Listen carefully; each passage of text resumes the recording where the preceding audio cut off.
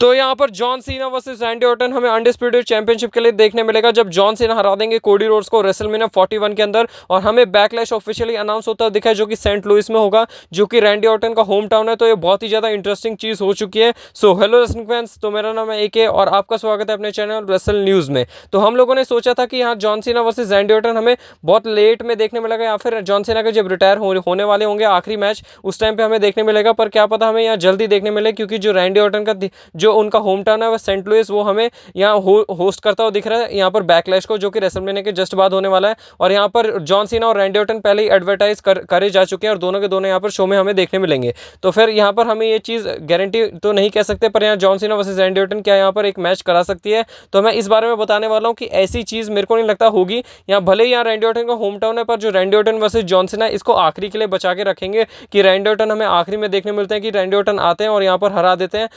John Cena को, और उसके बाद उनको कर देते हैं रिटायर। और बहुत सारे लोग यही देखना चाहते हैं जो रिटायरमेंट मैच है वो John Cena versus Randy Orton होना चाहिए। पर एक चीज़ यहाँ पर एक नोटिस करने लायक है, जो जॉन सीना है हील टर्न में तो हमें यहाँ पर रिटायर होता है बिल्कुल नहीं दिखने वाले। जॉन सीना अगर रिटायर होंगे तो जॉन सीना रिटायर होंगे एक फेस टर्न करते हुए, तो वो यहाँ पर हमें पूरे टाइम हील देखने मिलेंगे और एंडिंग में हमें देखने मिलेगा कि वो फेस टर्न कर जाएंगे। तो इस चीज़ की पॉसिबिलिटी ज़्यादा है। और अगर आप एक बार नोटिस करें तो यहाँ पर जो रॉक के साथ अलायंस होकर यहाँ पर हील बन चुके हैं, तो जब वो टूटेंगे तो यहाँ रॉक के साथ उनकी फ्यूड होनी चाहिए। तो चांसेस ये हो सकते हैं कि रॉक वर्सेस जॉन सीना हमें यहाँ पर आखिरी में देखने मिले, जो कि जॉन सीना का रिटायरमेंट मैच बन जाए। पर उससे पहले ही हमें यहाँ पर Randy Orton versus John Cena की हमें एक ट्रिपल यहाँ पर मैच वाली फ्यूड देखने मिल सकती है, जो कि सीधा रेसलमेनिया 41 के बाद हो सकती है। इसके चांसेस इसलिए बढ़ रहे हैं क्योंकि ये जो चीज़ है बहुत ही ज़्यादा हैवीली पॉसिबल हो रही है, क्योंकि यहाँ जो जॉन सीना है वो ऐसा तो होगा नहीं कि वो हील टर्न करते हुए रिटायर होंगे और उनको बूज पे बूज मिल रही होगी, ऐसा तो कर नहीं सकते। तो फिर इसके बाद हमें यही चीज़ देखने मिल सकती है कि आएंगे यहाँ पर रॉक, और रॉक यहाँ पर टर्न कर मतलब जॉन सीना बोलेंगे कि ये सब नहीं कर रहा मैं, अब मैं अच्छा बंदा बनने जा रहा हूँ, जिससे रॉक हो जाएंगे यहाँ पर पिस्ड ऑफ, और जिसकी वजह से हमें रॉक वर्सेस जॉन सीना उनका रिटायरमेंट मैच देखने मिल सकता है। और इसलिए जो रैंडी ऑर्टन का मैच है, क्या पता हमें स्टार्टिंग में यही चीज़ देखने मिले, John Cena versus Randy Orton हमें स्टार्ट करते हुए दिखे, मतलब जो जॉन सीना जब 17 टाइम वर्ल्ड चैंपियन बन जाए तो उसके बाद हमें यहाँ पर ये देखने मिले कि जो जॉन सीना है जो अपनी 17 टाइम वर्ल्ड चैंपियन बनने के बाद सबसे पहले वो डिफेंड कर रहे हैं अपने ग्रेटेस्ट राइवल रैंडी ऑर्टन के अगेंस्ट। पर इसके बारे में कुछ भी नहीं कहा जा सकता, कुछ भी हो सकता है और कुछ भी हमें देखने मिल सकता है, वो तो हमें रेसलमेनिया 41 के बाद क्लैरिटी मिलेगी। पर इसके चांसेस और भी ज़्यादा बढ़ रहे हैं, क्योंकि ये जो होम टाउन में होने वाला है रैंडी ऑर्टन के, तो यहाँ Randy Orton versus John Cena यहाँ पर स्टार्ट करती हुई दिख सकती है, और ये ट्रिपल मैच की फ्यूड हमें देखने मिल सकती है। तो चांसेस बहुत सारे हैं, ये हमें आगे ही पता चलेगा कि क्या होने वाला है। तो नेक्स्ट अपडेट की तरफ चलते हैं। तो यहाँ पर सीएम पंक, सेथ रॉलिंस और रोमन रेंस तीनों ही एक साथ हमें स्मैकडाउन में देखने मिलने वाले हैं, और ये चीज़ ऑलमोस्ट कंफर्म है, क्योंकि तीनों की तीनों ही एडवर्टाइज हैं और तीनों की फ्यूड चल रही है, तो तीनों हमें ऑब्वियसली यहाँ पर देखने मिलेंगे, और कुछ ना कुछ धमाकेदार यहाँ पर अगले स्मैकडाउन में होने वाला है। भले ही यहाँ पर सेथ रॉलिंस और सीएम पंक इस वाले मंडे नाइट रॉ में भी होने वाले हैं, जहाँ पर जॉन सीना और कोडी रोड्स होने वाले हैं,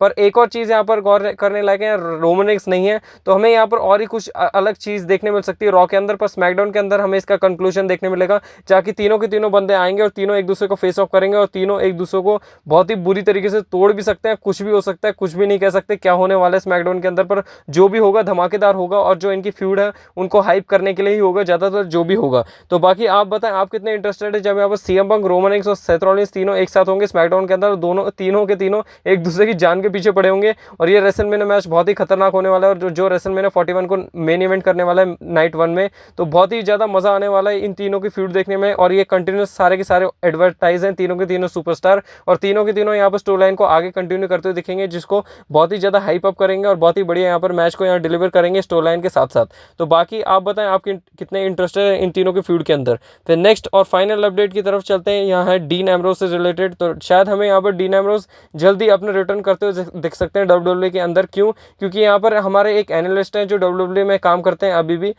तो उन्होंने ये बात कही है कि जो जॉन मॉक्सली हैं यानी कि डीन एम्ब्रोस, वो हमें आते हुए दिखेंगे, अपना जो फाइनल रन है वो देते हुए दिखेंगे WWE के अंदर, और लास्ट टाइम हमें यहाँ पर शील्ड का रियूनियन होते हुए दिखेगा, क्योंकि यहाँ सेथ रॉलिंस है वो भी शायद 2031 तक यहाँ रिटायर हो जाएंगे, और रोमन रेंस भी जल्दी यहाँ पर हॉलीवुड की तरफ चले जाएंगे। तो यहाँ तीनों के तीनों सुपरस्टार उससे पहले एक बार रियूनियन करते हुए दिखेंगे और शील्ड फॉर्म करते हुए दिखेंगे। और जो जॉन मॉक्सली यानी कि डीन एम्ब्रोस का जो कॉन्ट्रैक्ट है AEW के साथ वो 2027 तक है, और उसके बाद यहाँ पर शायद यहाँ पर डील यहाँ पर वापस से साइन ना करें, और डीन एम्ब्रोस वहाँ पर आते हुए दिखे WWE के अंदर। उन्हें जिन बंदे से प्रॉब्लम थी विंस मैकमैन, वो तो हट चुके हैं, अब यहाँ ट्रिपल एच है और ट्रिपल एच